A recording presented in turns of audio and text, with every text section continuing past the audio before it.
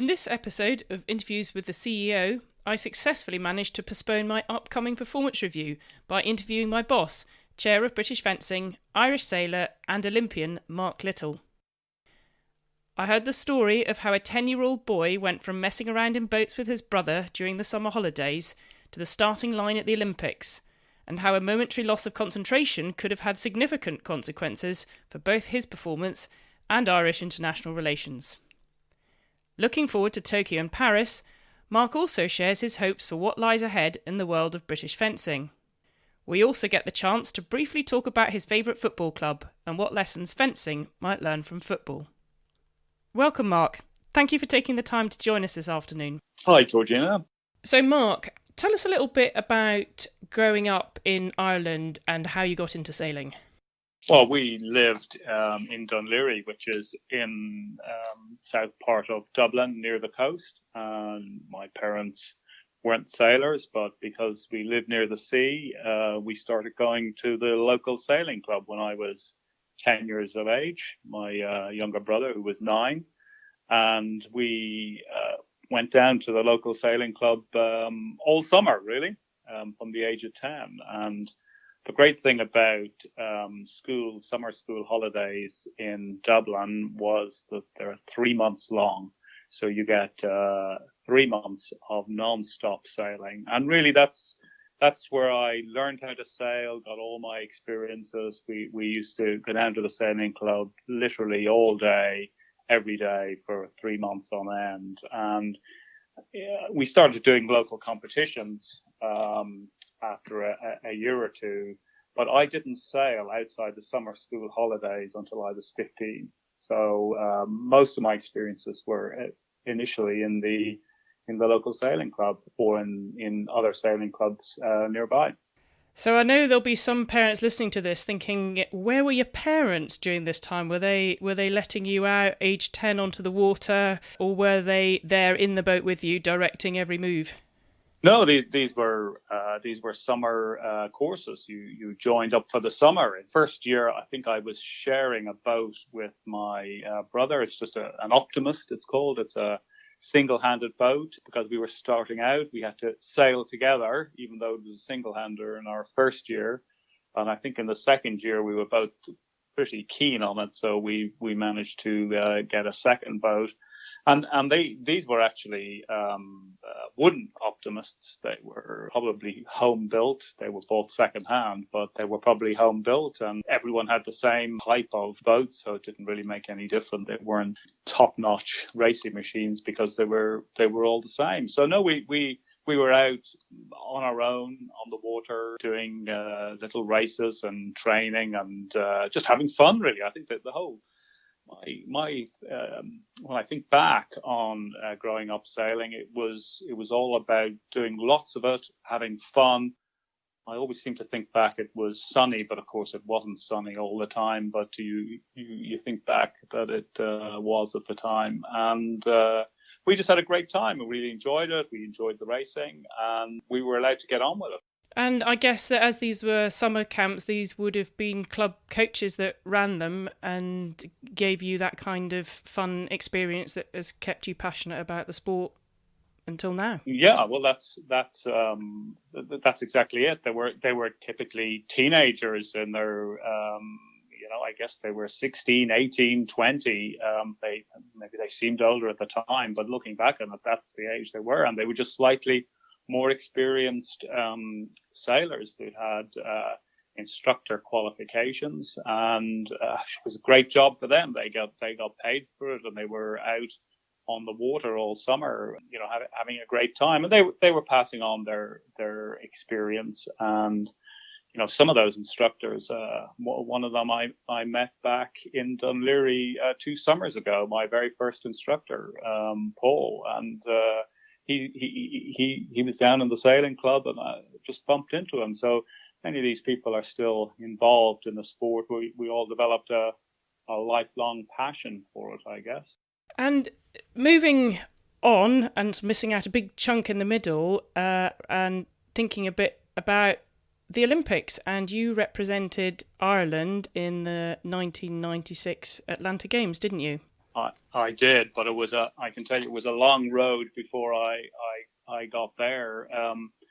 I guess when I was a teenager, I started sailing the Laser, which is a single-handed boat, and it was the most popular dinghy in the world in the 80s. And I did a lot of that, mostly at home in Dublin, but started doing international competitions. And then when I went to university in Dublin, I continued doing that during the summer holidays and any other free time I had. I did international events, Worlds and Europeans. And the last Europeans I did quite well at was just before starting work at the end of university. I came fifth. And the thing I remember back then was that a lot of my competitors in Europe were thinking about doing Olympic campaigns and moving on to other classes, because the Laser wasn't an Olympic class back then. And I always thought it was a bit unfair that there wasn't that opportunity for me. You had to be the only single-hander in the Olympics back then was for bigger people. That you needed to be quite heavy, and that wasn't going to suit me. The boats that suited me were all keel boats, multi-person, big boats, big money, and the chance of doing that as a campaign out of Ireland in the mid-80s was quite low, given the money involved. So I kind of resigned to starting work and continuing to sail domestically, no thought of the Olympics. And then suddenly, out of the blue, the Laser became an Olympic class after the Barcelona Olympics. I was almost 30 years of age, and like many sailors around the world in my position who missed out on the chance to go to the Olympics, we all started saying, "Hey, look, maybe there's an opportunity here. Maybe we can give it a go." And we all ended up competing for the slot in our country. There was only one per country, and sometimes it was the older guys like me who won out. In other cases, it was the younger guys. For instance, Ben Ainsley was only 17 or 18 when he went to Atlanta, and he beat all the older guys who were more experienced. So the dream suddenly came alive at that point, and I had the opportunity to do it. And you mentioned there a little bit about the campaign that you put together, and there are certainly, when we spoke earlier, we spoke about the similarities between creating a campaign for your sailing and what life is like currently for some of our top unfunded fencers who essentially have to create their own journey to the top of the sport. And yeah, it'd be really interesting to know a little bit more around how you constructed that, how you put it together, and what athletes today can learn from that. Well, I guess I was lucky, Georgina, that I was a bit older. I'd worked for almost 8 years after university by the time the opportunity came up. So I guess had the experience to plan a lot of it myself. And really what I did was I started off doing international competitions again for the first time while I was working, to get a feel for what the level of competition was and what sort of effort I would need to put in, what sort of areas I would need to address as part of that. And I did that for 2 years, and then decided, look, I felt a realistic chance of getting to the games and doing well.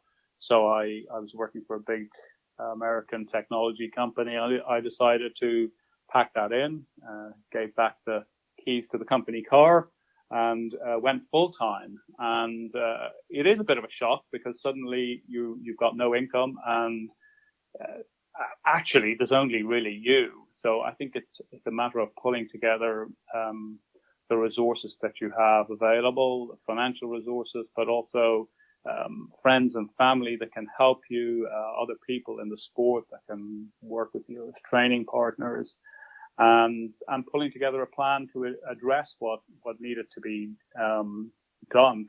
For me, I ended up moving to London to be based during the full-time part of it.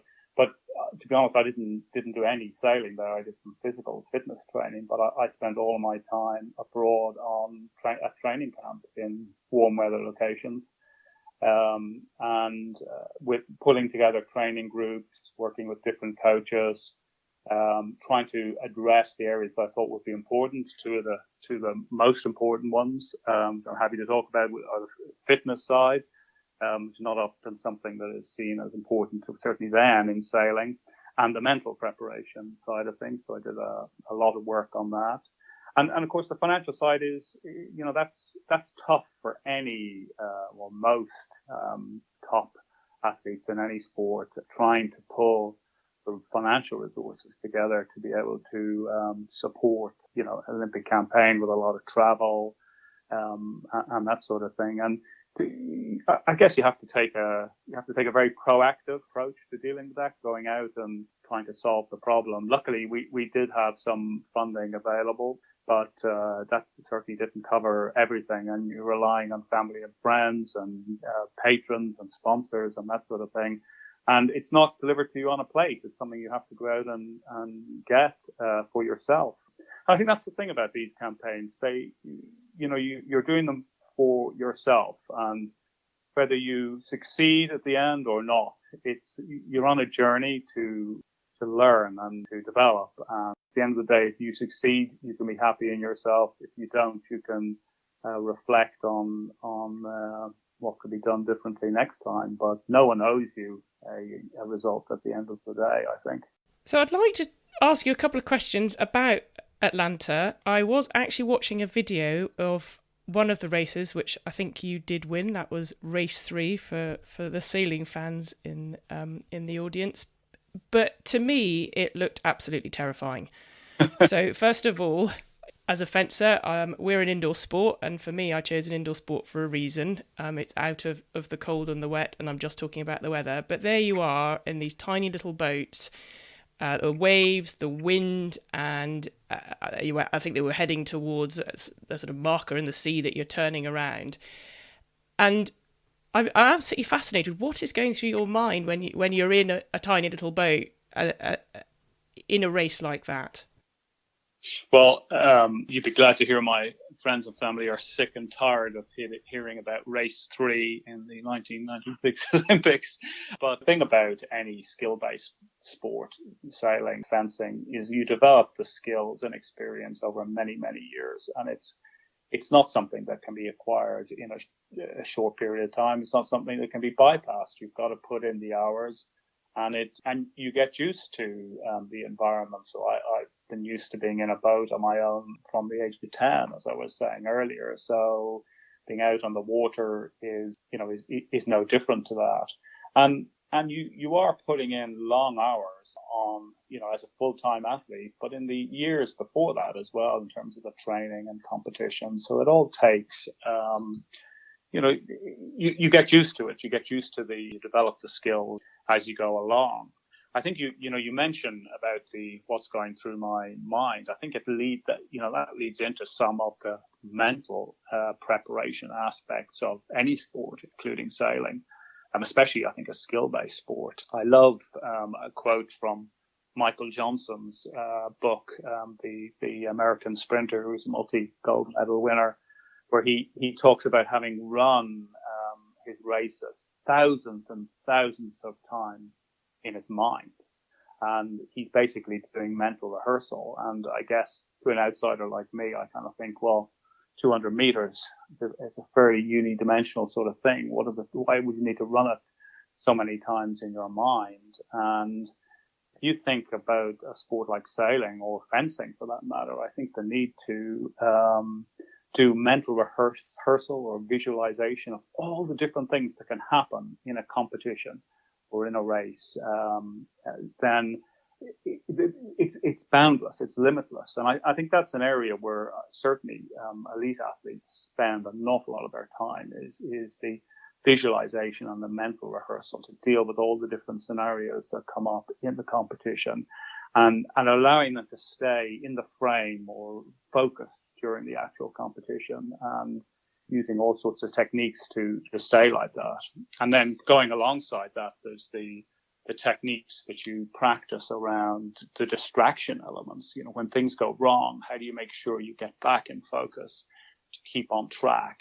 And, I'm sure the same is true in fencing, right? If, a referee gives you, gives a score against you by mistake or by error, then you can't afford to let that affect your performance. And you have to train your mind to react in the right way, both in competition but also in training. You've got to act like that in training, so that your mind gets used to dealing with these sort of distractions or refocus things during the competition. And because it doesn't just happen by switching a button. It happens through practice, like any sort of acquiring a physical skill. These are kind of like mental skills. So when you're out in the boat in a race like that, you have a pretty good idea, without having to consciously think about it, what you need to be doing next, where you need to be positioned. And the same thing applies to the wind. You develop an intuitive sense of the wind and a feel for the wind and what it's doing and how it's changing direction minutely. But they're not things you're born with. They're things that you develop intuitively over time. People often confuse them with something that you might inherit, but they're not. They're just acquired from lots and lots of time spent doing, in this case, sailing. But I think it applies to lots of sport. I think that's absolutely spot on, Mark, and certainly you're correct in that fencing is also one of these sports that it just takes up a large number of years to gain the experience necessary to compete at a high level. Yeah. The only thing I would add, I'm fascinated that you really do have the environment going on, that at least in fencing we do have a static piste, and we pretty much, as I mentioned before, we're fairly confident that we know what the conditions are going to be like in the venue. Yes. Whereas in sailing there is always that safety element that's such a huge part of what you do. And so I have a fun question around what is the worst thing that's ever happened to you at sea, and whether you've ever had to be rescued. Well, rescued, I don't. I guess I have maybe two scenarios on that. One was when I was much younger, probably only 16. And in those days, I was still sailing a laser. I was out one Tuesday evening. It was starting to get dark. And in those days, the car ferry used to leave from Dún Laoghaire to go to Holyhead at 8:45 in the evening. And it was an offshore breeze, so it was, it shifts around when it's offshore because it's coming off the land.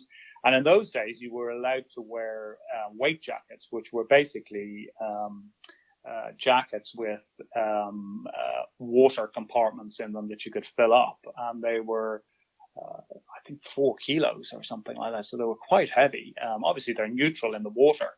But I remember capsizing in the mouth of the harbour on the way in because of the gusting wind, and got really tired very quickly because while it was okay in the water, while I was trying to get out of the water into the boat, it was with this weight jacket, it was absolutely terrifying. And all I could remember was the lights on the car ferry starting to move. Luckily, I managed to get out of that. But it did make a lasting impression on me. I talked earlier about giving up my job to train full time for the Olympics. 2 years, I've made it. I'm lining up for the start of the first race of the Olympics. It's a 9-race series, and I was warming up before the start and looked down at my watch, and I accidentally sailed into the Fijian boat. And I put a hole in the Fijian boat. Oh, no. And they managed to tie the boat onto a rescue boat. His laser would have sunk.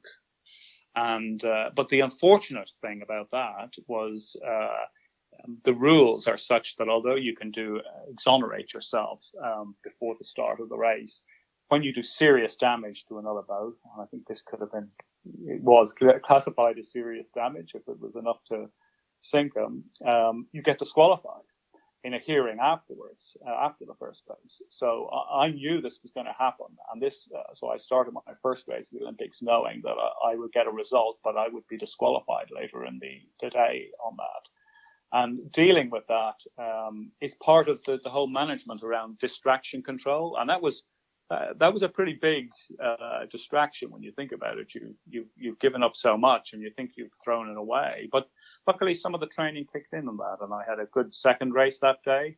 And then after the hearing that night where I got disqualified, the next morning is the morning I went out and won the third race. So I put some of that down to having built up the resilience, in the years beforehand to be able to deal with situations like that when they do come up.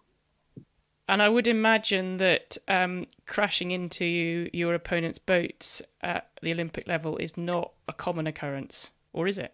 Certainly not to damage it like that. I don't think I've ever done that in 40 years of sailing before or since. Yes, it was a bit of a shock. It was kind of just a freak sort of thing. So it's not that common, no. So fast forward now today, and you are the chair of British Fencing, and one of the questions that we were desperate to ask you was this part of your plan to start a new career as a pirate, combining your sailing and fencing skills? And if so, how's that going for you?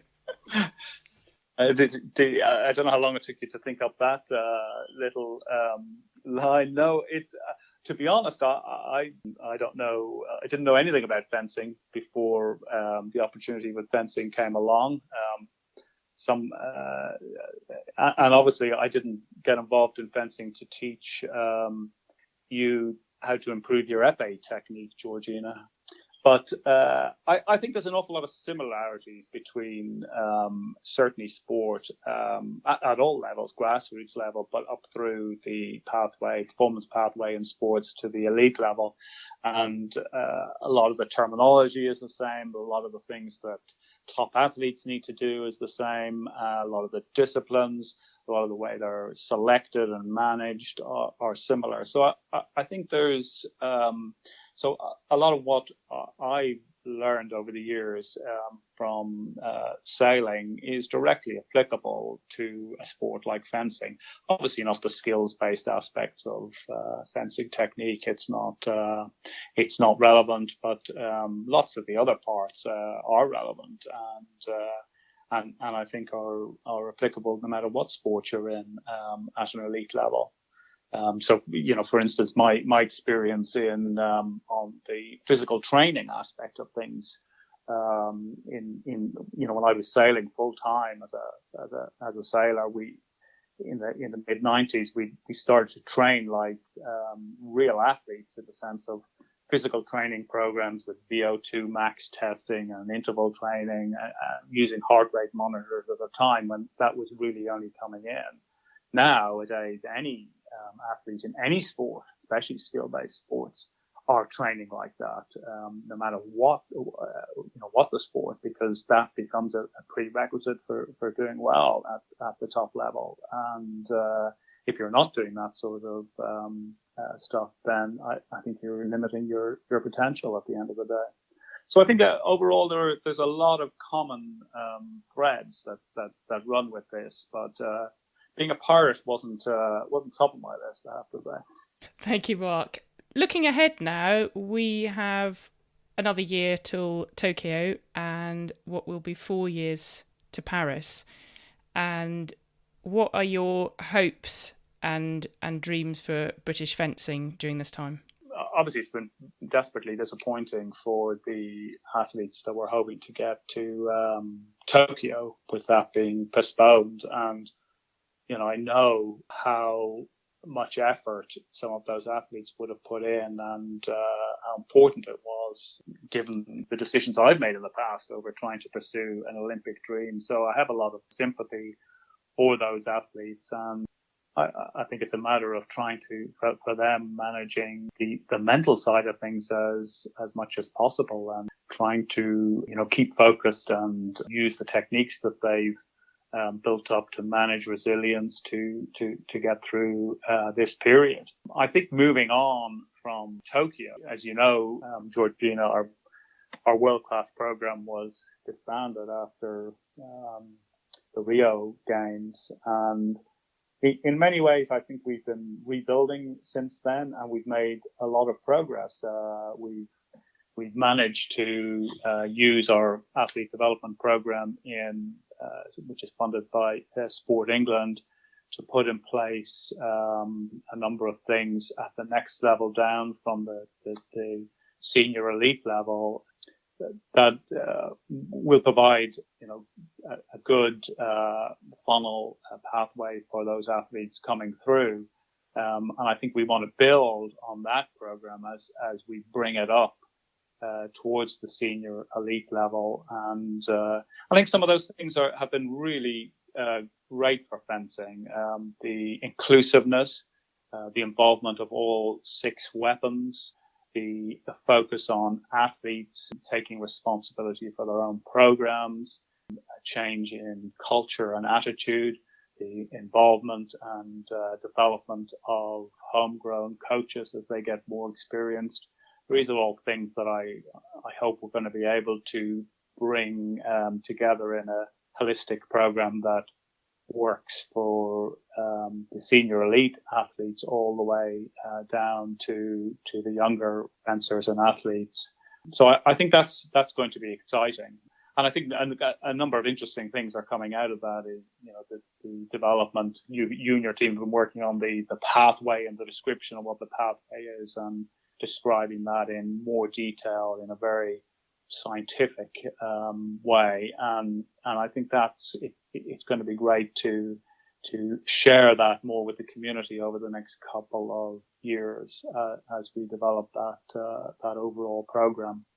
Great. Well, that's fantastic to hear about what I'll be up to in the next 4 years. Thanks for that, Mark. But yes, I certainly would add to that and say that we are really excited about what we can and will be putting in place for athletes across our performance pathway, both in the run-up to Tokyo and Paris after that. So a last question for you. I believe you're an Arsenal fan, is that right? I am. And it really is just about when you look at a big football club like Arsenal and their hugely passionate fans and followers and their community engagement, what do you think fencing could learn from a big sport like football?